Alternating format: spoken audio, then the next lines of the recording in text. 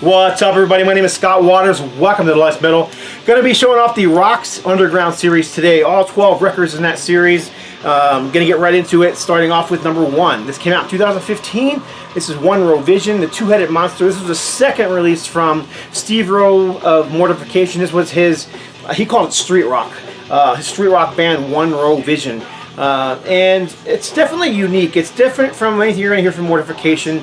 Steve kind of has a, I don't want to say clean, he's got a clean singing style, but it's kind of it's hard to explain, almost punky in the delivery. Very unusual sound to this band. I'm not going to say they sound anything like Mortification, but if you are into Mortification and Steve Rowe, you're probably going to dig some of this anyhow. Very unusual sound that I find very difficult to explain. And I sent one of these to Aaron, the Metal Theologian, who really liked it. So it's got the Aaron thumbs up approval, so there you go. Because somehow it's a hard time explaining what it sounds like. But yeah, this is number 1 in the series. You can see the little Roxx Underground Series banner that went across all of them.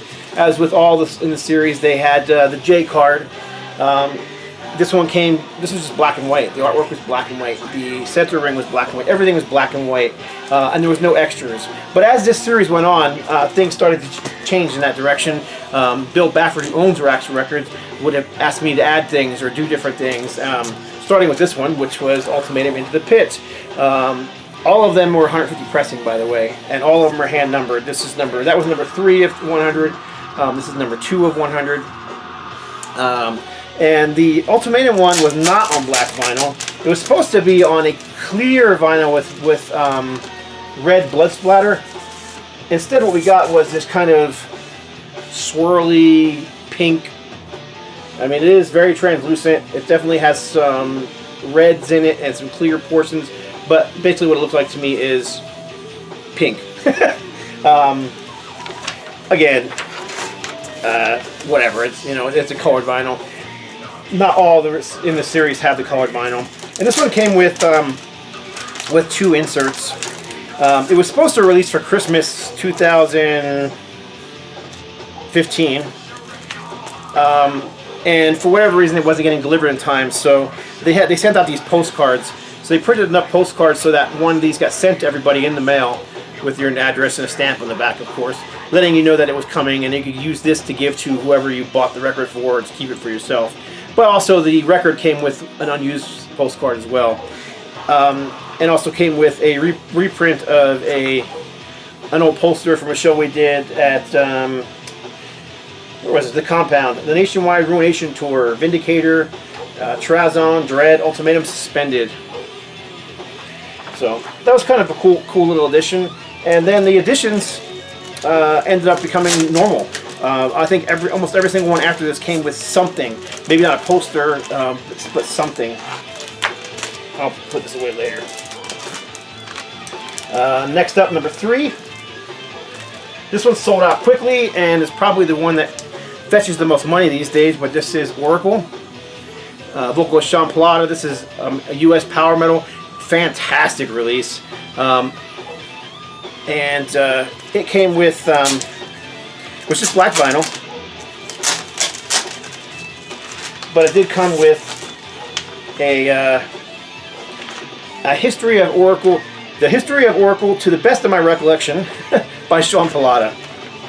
So that was kind of cool, just to get some, you know, history of the band. Just a little extra, you know, that came with it. Again, black and white vinyl, black and white center rings on that one, and the same J card, and mine is number 2 of 150. Next up, some doom metal from Switzerland, I'm pretty sure.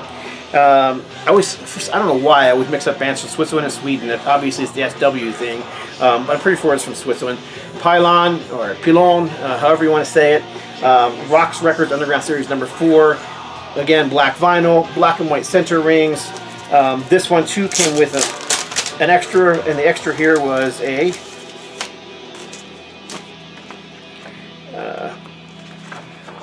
a poster. Oddly enough, a poster for their next album, A Lament, but a poster nonetheless. I love this album. This is traditional doom metal, you know, along the lines of Saint Vitus, maybe. Who else am I thinking of? Place of Skulls. I don't know. Traditional doom. I'm just having a hard time coming up with any names. Pentagram, that kind of thing. Very good stuff. There's actually a cover on here of South of Heaven by Slayer. And it's a doom cover of South of Heaven. It's fantastic. Absolute highlight on the album. I like cover songs. At times, sometimes I think they stick out and don't belong on an album. This one's brilliant. There's still some of those left. If you still, there was 150 of them, but there's still a handful of those left. There are no more Oracle. There are no more Ultimatum. There are still a few of One Religion left. Number 5. This one is sold out, but this is Saints Hellblade. This one, this is number 2 of 150. Again, the J card. This is traditional heavy metal in a style, in a, you know, similar style to like Judas Priest or Armored Saint and those kind of bands. This album here is probably, with the Oracle, fetches the most money if you can find a copy. They just, last I saw one sold for $150, so they sold out quick and they're gone. Number 6 is Ultimatum Puppet of Destruction album. This one came with a poster that was specifically made by vinyl community member Andy Borders. Andy, who unfortunately doesn't really do much videos anymore, which is unfortunate because I really liked his videos. But he hand drew this Jester puppet with Robert Gutierrez and myself hanging from the strings. It also came with a sticker of the album cover, and I think some of the copies were signed. I can't remember. Oh, I remember. It was you got a CD. This was actually a CD. They had extra CD covers from the CD version, so the album came with an autographed CD cover. Mine also happens to have one of the extra center rings in there. I think that one is sold out too. This one, there's still some left on. This is great. This is Texas thrash metal, Consecrator. And now why there's any of this one left, I don't know, because this is great stuff. This one came with all kinds of extra goodies. This is number 2 of 150. This is on black vinyl. It does have color center rings, but it came with a sticker, as you can see sticking out on the top of mine.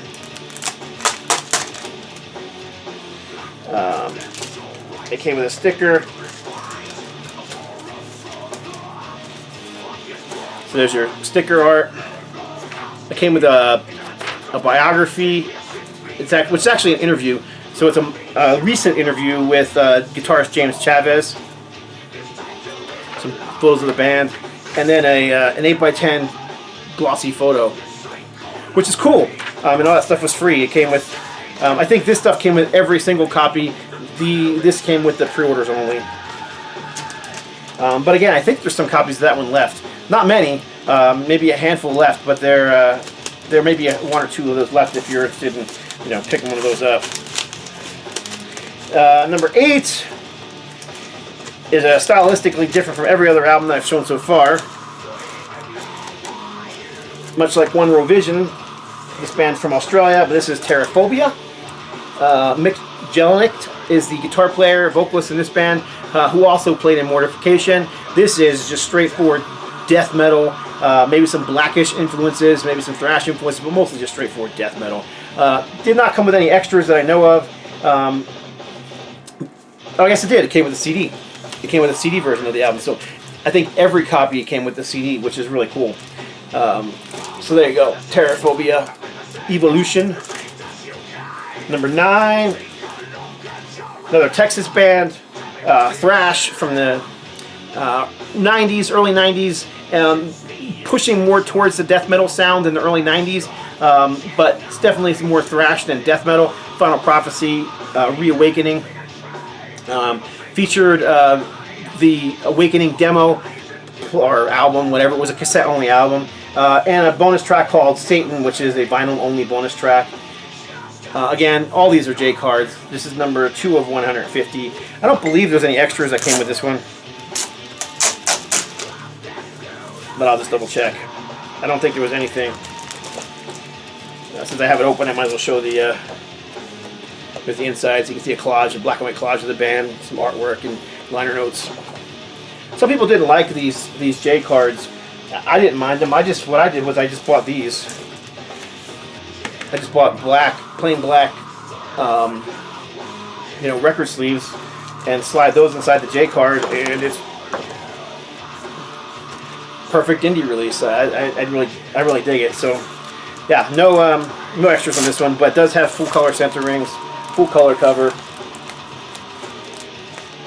and I'll put that away later. All right, number 10, 3 more to go. LA heavy metal band Soldier. This one came with white vinyl. Came in a plastic sleeve as opposed to the black sleeve that the rest of them came in. Also printed on a uncoated stock, which is hard to see through the plastic, as opposed to all the other ones which was put on a coated stock. But it still has the, you know, the Roxx Underground Series banner in the top, and it's still the J card as usual. White vinyl, obviously, as you just saw. There's your white vinyl and custom center ring, color center rings. Yeah, nice to have this one on vinyl. This was it's called the Soldier Babylon and Beyond 30th Anniversary Edition of it's the vinyl edition of Babylon, their cassette only album that came out in, was there a year in this thing that came out? Yeah, I don't see the year, at least not on the outside. We always tried to list the year, and that's for some reason we couldn't, or I don't know. Let's see here. I'm pretty sure it was like 87 or 88 that album came out. Regardless. Babylon. Kind of reminded me at times of like a heavier Dokken or Y&T, kind of in that area. Straightforward heavy metal. Number 11 was Warlord from the band Philadelphia. This was their 3rd album that was released on Roxx Records a few years ago. Was supposed to...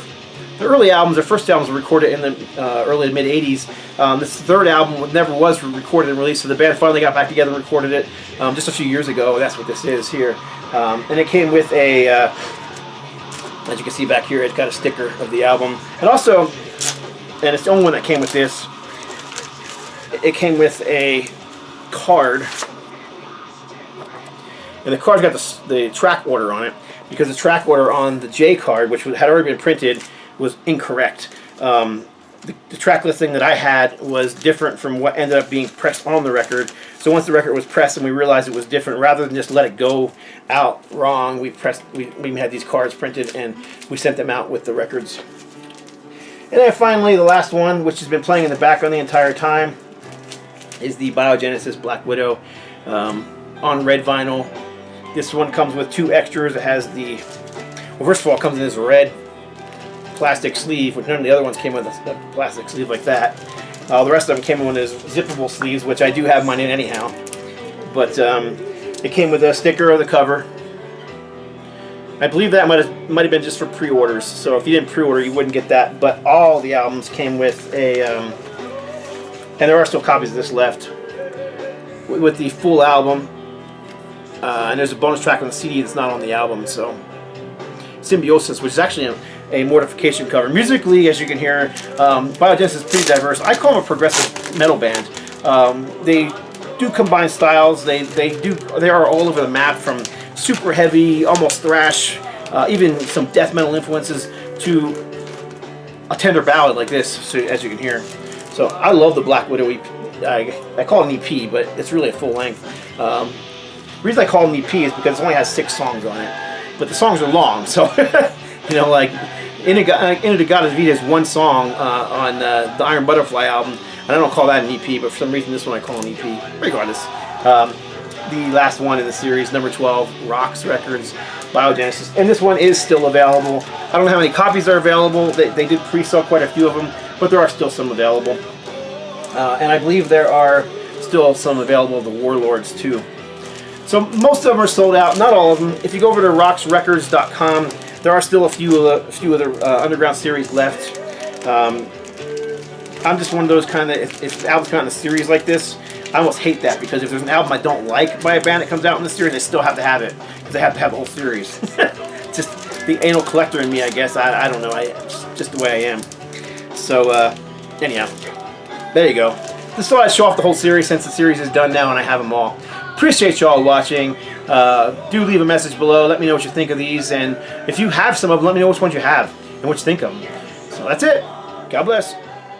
Stay strong.